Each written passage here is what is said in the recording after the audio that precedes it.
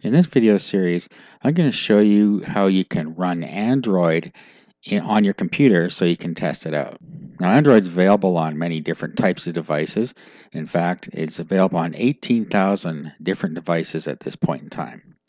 However, if you've never used it before, a good way to try it out is to install it on your computer and play around with it. Especially if you've never used Android before, you can get used to it on your computer for a bit, and then once you know how to use it, it's a snap to move to an Android device from, say, something like iOS. Not that it's that difficult anyway.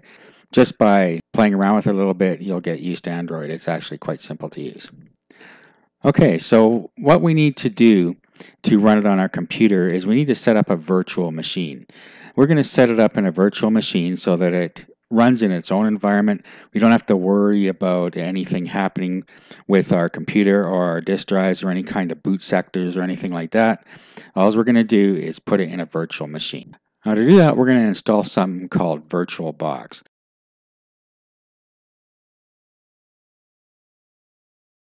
VirtualBox was built by Oracle, and what it does is it allows you to create multiple virtual machines on your computer.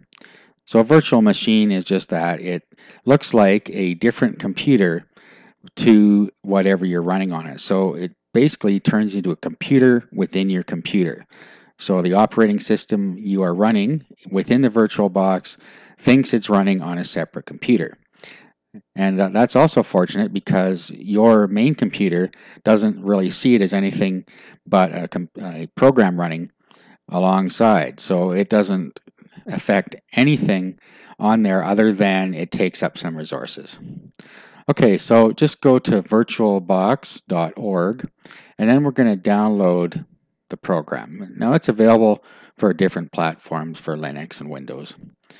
Okay, so what we're going to do is just pick the one that is right for your computer and then download it.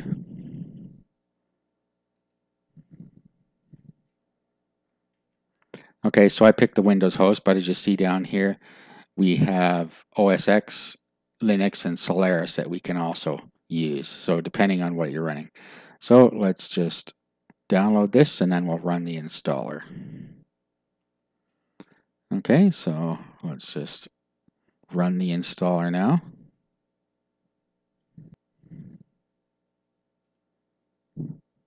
Okay, and you can just take the defaults here, whether you want a shortcut in the desktop, shortcut and the quick launch, and register file association so it knows that anything VBL will be a VirtualBox.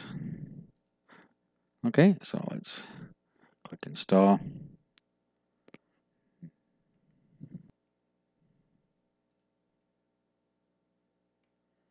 Okay, so we're done now. Click finish and it should pop VirtualBox open for us now.